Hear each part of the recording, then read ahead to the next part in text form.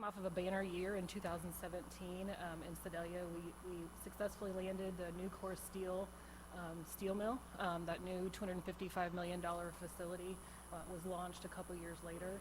And I think just the culmination of that project and the profound impact it's had on Missouri and our region really led to that achievement. In this particular endeavor, will there be a pot of money that you'll be working with, or is it just that you're making recommendations for financing for different projects? I believe probably both, in the fact that I've had positions at the regional, at the local, and the state level, and to look at opportunities the Missouri Development Finance Board has to invest and be a critical player in large capital projects. I think being on the board may serve in both of those capacities. Very good. Well, I wish you well. Thanks for being willing to take this appointment. Thank you. Other questions for the nominee? Seeing none. Thank you for being here. Thank you for your willingness to serve. Next up, we will hear from Taylor Howe, a Republican, as a member of the State Board of Embalmers and Funeral Directors, Senator Justin Brown.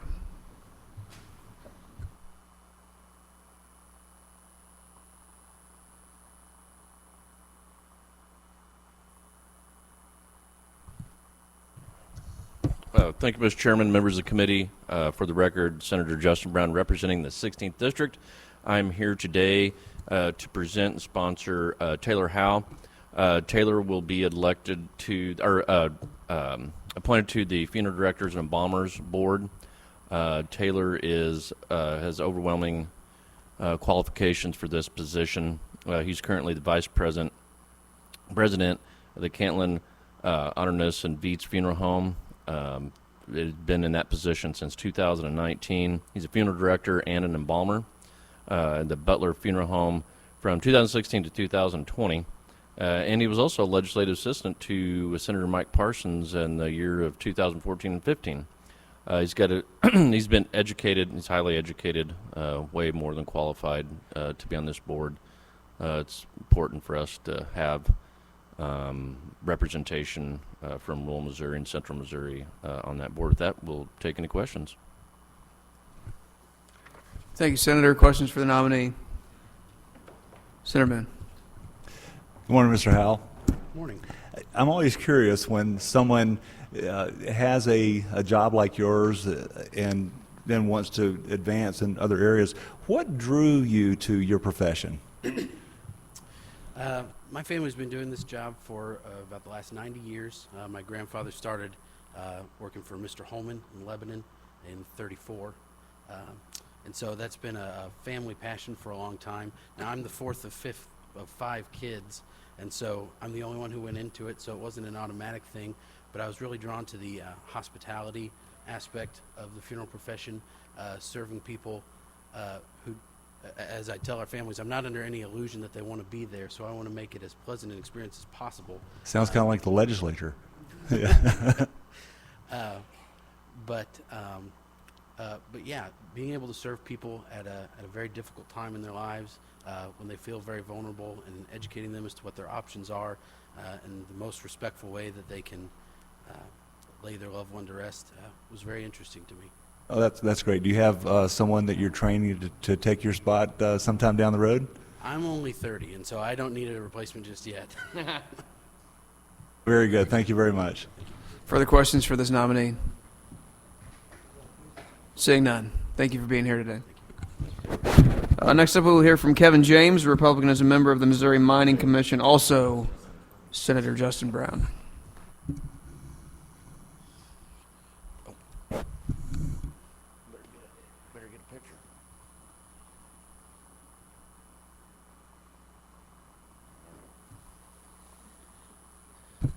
Again, thank you, Mr. Chairman, members of the committee, for allowing us to be here today. For the record, I'm Senator Justin Brown, representing the senatorial 16th District. Today, I am here to present Kevin James for your consideration of being a member of the Missouri Mining Board. So, again, Kevin is way more than qualified to be on this board. He currently is an environmental compliance manager with Doe Run Company, engineer by trade. He's a technical lead in rock mechanics, name it, he's qualified for it. I think are we an S&T graduate? Graduate of the best, engineering university in the world, in my opinion. So, anyway, with that, we'll accept any questions. Thank you, Senator. Questions for Mr. James? Senator Boone. Good morning. Mr. James, as I was looking on the function of the commission, there were no function responsibilities listed. Can you tell me what your expectations are and what you might be doing as you work on this particular commission? Yes, so my understanding is they're supporting the land reclamation group inside of Missouri Department of Natural Resources and all the activities associated with that. The land reclamation group deals with closure of mines as well as the startup and with respect to whether it's metallic minerals or quarries or other mines in the So will you state. be responsible for enacting new safety provisions if that's a potential need? Or just Safety is controlled through the Mine Cave and Safety Administration of the Department of Labor, State of Missouri. So Okay. it's handled in a separate entity. do these commissions interact at all? They may. As far as I've seen, though, my times of listening in, it doesn't happen often if it does. So, Okay. Very good. Thank you. well, Further questions for this nominee? Seeing none. Mr. Chairman, if I could just add, doe run companies in the southern part of my district in Dent County, and I can't stress enough how important it is to have somebody, from the only lead mining operation we have in Missouri and one of the largest and only one left in the world. And so, we've been working on trying to get Kevin on this board for a while just for that reason and his knowledge and what he'll bring to that commission. So we would greatly appreciate your consideration of this. Thank you. Great. Thank you, Senator. Thank you, Mr. James. Next up, we will hear Dr. Robert Fry, an independent as a member of the University of Missouri Board of Curators. Senator Brattin.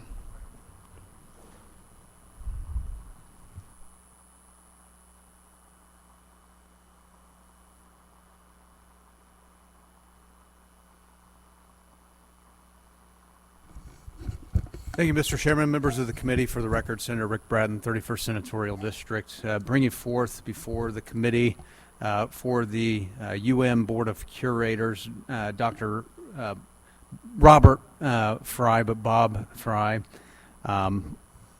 He's very well qualified. He's an orthodontist by trade. He is a graduate of UMKC School of Dentistry. Also has a Master's of Science degree in orthodontics from University of North Carolina. Went to college for financial planning in Denver, Colorado, and is a certified financial advisor or planner. He also owns Fry Orthodontics in the Kansas City area with 11 locations. And he also is a founder of Duckhorn Outdoors, which is a phenomenal organization that when I was elected to the Senate, I had the privilege to go be a part of, where they offer hunting capabilities for veterans that are suffering with PTSD, also special needs, people who don't have the capability to go and experience outdoors. His organization actually does that. I mean, it was phenomenal what they have, and just his contribution to serve has been extraordinary. He's also a veteran of the Army, I believe, an officer, captain, was it? Captain in the United States Army. And he'll just be a tremendous asset.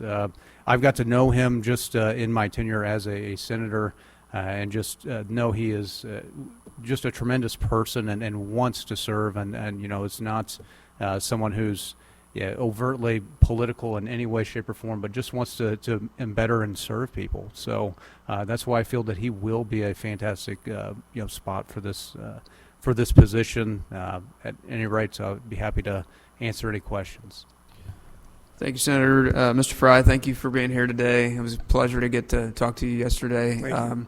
As you well know, I serve Columbia, which the flagship university is housed in. So all of these appointments are near and dear to my heart. And one question I would have: I came in 2016 into the Senate. 2015 was not a very good time for the University of Missouri, as many remember. But part of what I think has resurrected and set us back on the right path.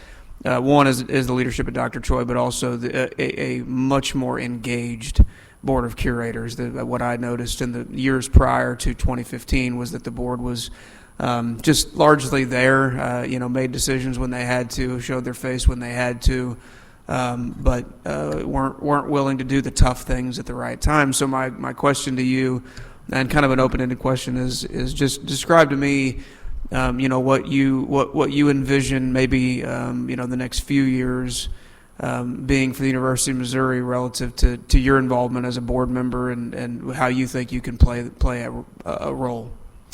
Well, Mr. Chairman, thank you for your time this morning, distinguished committee members. I appreciate you spending some time to visit with me. I am honored, humbled, and quite frankly surprised to be here in front of you. I have been a fan of the University of Missouri since a kid, sitting with my dad by the radio Saturday afternoon with a root beer float and a bag of popcorn and listening to MU football games. And so it is truly a distinct honor to be considered for this. Why would I like to do this? Quite frankly, very selfishly, I enjoy this stuff.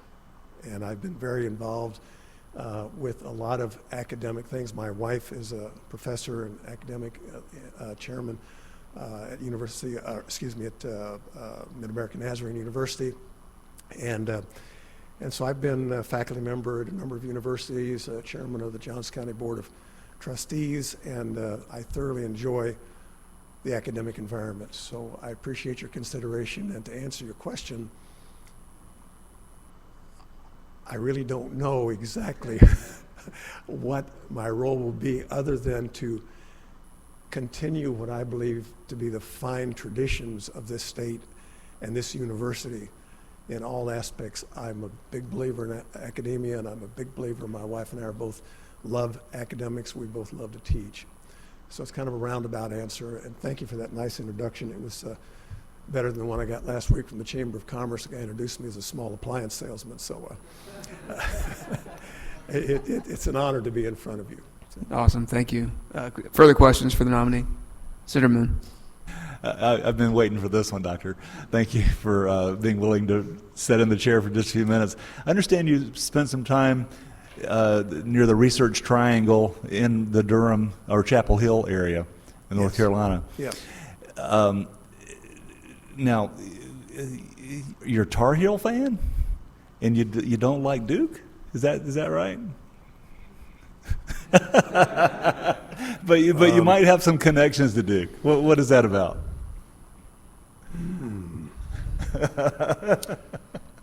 Senator, I think Mark Twain said it best. If in doubt, tell the truth. And I suspect what I'm about to say is going to get me disqualified from this position. Duke has a unique place in the two institutions that I intensely dislike. Duke is number 2, and the first would be, anybody want to guess? Jayhawks. My wife was actually on the faculty of Duke when I was a resident, so I liked the Blue Devils fine until they started beating up on the Tar Heels. And so the highlight of my last year was when we beat Duke in the Final Four. Oh, let's don't go there. And probably the low point was when we lost to the Jayhawks in the final. I haven't fully recovered from that. I need a moment. So where were we? Yes. Well, I'm grateful to you now that for I've that. been disqualified, am I dismissed? Should we ask to have him separated from the slate? That right? On a serious note, though, I was really impressed by what you're doing with the Duckhorn Outdoor Adventures organization. Would you expound a little bit about what you do and how that's benefiting the community? Yes. We built that area, that facility, as a family retreat, and the finest traditions of most family retreats. It's sat empty 98% of the time. And the Fry family felt like that was a very poor stewardship, and we wanted to open it up to the community in Urick, Missouri. And it evolved starting in 2013. We started out with youth events, and we're now a 501c3 charity, and we do a lot of events for veterans, first responders, women, children. We have a fishing events for kids in the summer from summer school for good attendance. It's really, if I'd have worked this hard in my practice, I'd have been rich. This has been the love of my life, and it adds a great deal of meaning to me when a grizzled 3-term veteran comes up and with tears in his eyes and says, you know, it's just nice to know that somebody cares, and we do. Well, thanks for doing all that work, and I wish you well in your new endeavor. Thank you. Further questions for this nominee? Senator Mosley. How you doing? Excellent, thank you. So you came by my office yesterday and we spoke. sorry? I said you came by my office yesterday and we spoke a little bit. Yes. And I asked you the question of how do you plan to diversify the school? And you have time to think about it. Have you come up with any plans? Well, the simple answer is no. Do I have an agenda? Do I have a specific plan? I believe in the DEI. I think all three of those are great words, and I think that's really the basis on which our country was founded. And so you and I discussed at some length how we thought maybe we could increase diversification, and I think really a lot of that starts in the families, at home, in preschool, in high school, to get kids ready for the rigors of academics. And so can the Board of Curators really develop a youngster ready to endure the rigors of a 4-year academic program? Probably not. But we also discussed some possibilities with STEM programs or early STEM programs that we might be able to enhance the ability of youngsters to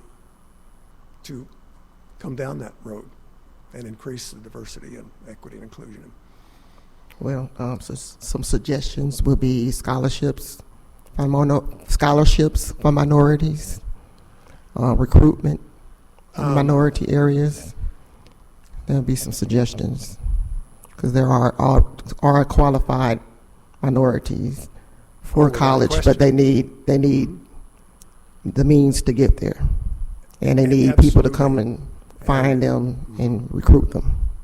Our family, in fact, Duckhorn sponsors scholarships for rural kids, youngsters that want to stay in that community, and we scholarship kids that maybe otherwise wouldn't have a chance to go to school, and we're very proud of that. So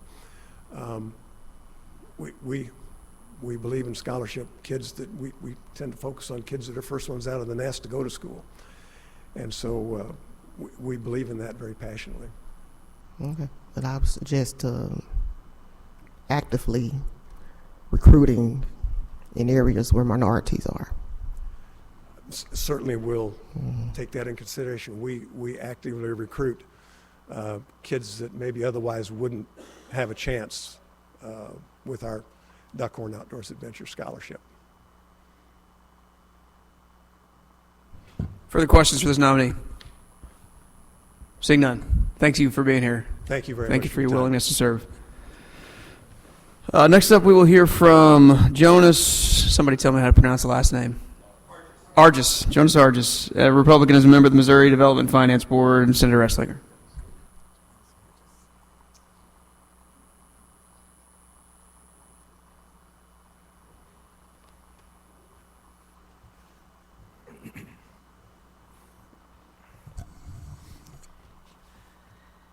Thank you. For the record, my name is Carla Eslinger, and I'm the Senator for District 33. With me today is Jonas Arjes, nominated by the Governor for the Missouri Development Finance Board. I could not think of a more fitting candidate for this role. Jonas is a true example of leadership as he serves as the CEO of Branson Chamber of Commerce and as Executive Director of the Taney County Partnership. Jonas also serves on the Missouri Economic Development Council, including as President from 2020 to 2021, the Southwest Missouri Council of Government, and Missouri Association of Convention and Visitors Bureau. The Missouri Development and Finance Board could not ask for a better member. And just as a side note, we found out as we were visiting that I actually worked with his mother at a restaurant called Palermo's in Branson, Missouri back in the 80s, which of course I'm not that old, I was 12. But back in the 80s. So I've had a connection with this family for years and just didn't realize that it was Jonas that was part of that great family that helped me as a young student at College of the Ozarks. Anyway, so I would love for him to be able to serve our state in this manner, and I think that we can't find a better candidate, and obviously just think the world of them. So accept any questions. Awesome. Thank you, Senator. Mr. Arjes, thanks for being here today. Questions for this nominee? Senator Mann. I'll take the bait again. Jonas, good to see you. Thanks, Senator. One thing I was going to ask is a poor dad joke. Do you have any brothers? Jonas brothers? But you know never what, mind, Senator? We've been actually we just hired a recent SIVA graduate named Jonas Taveras. Graduated from SIVA back in 2002. And so I said that one of the first things I told staff at the chamber or in the building is that we will not be going by the Jonas brothers. That's rule number one. So he is now JT, and I'm still old Jonas or original Jonas. So we got that taken care of. Well, I had the pleasure of getting to know you before the district changed. I know you're involved in a lot of stuff in the Branson Tri-Lakes area, and so glad you had this opportunity. Is there one thing that you want to tell the committee about you that wasn't written in your resume? You know, I not really from a professional perspective, but my desire and my hope is to bring whatever level of experience that I've garnered over the last 12 years being in this profession. If I would have known or learned about this profession coming out of college at then Southwest Missouri State University, this would have been the profession I would have chosen. Because as a only child of a single working mother, I understand what a job means to a family and how that job can take you to the next level and get you through education and through the things that need to happen. So my hope is with the Missouri Development Finance Board is to bring my experience, my common sense, and to utilize that tool for impactful projects for the state of Missouri. Because in Branson we do a little bit more of a non-traditional economic development based off, we're tourism based and do a lot of things. So, but still, those good jobs in Taney County and Ozark County may not be the same good jobs that you have in St. Charles County or in the metro areas. But to that family, that life-changing job means a lot. And so I think when you have capital projects that need assistance and job creation projects, we need to utilize every tool in the state that we have to make sure those happen to change families. So, well, I'm happy for all your successes. I wish you well in this new endeavor, and I hope you do well. Thanks, Senator. You're welcome. Further questions? Seeing none. Thank you for being here today. Thank you. And lastly, we will hear from Marie Laseter as a member of the Coroner Standards and Training Commission, also Senator Eslinger.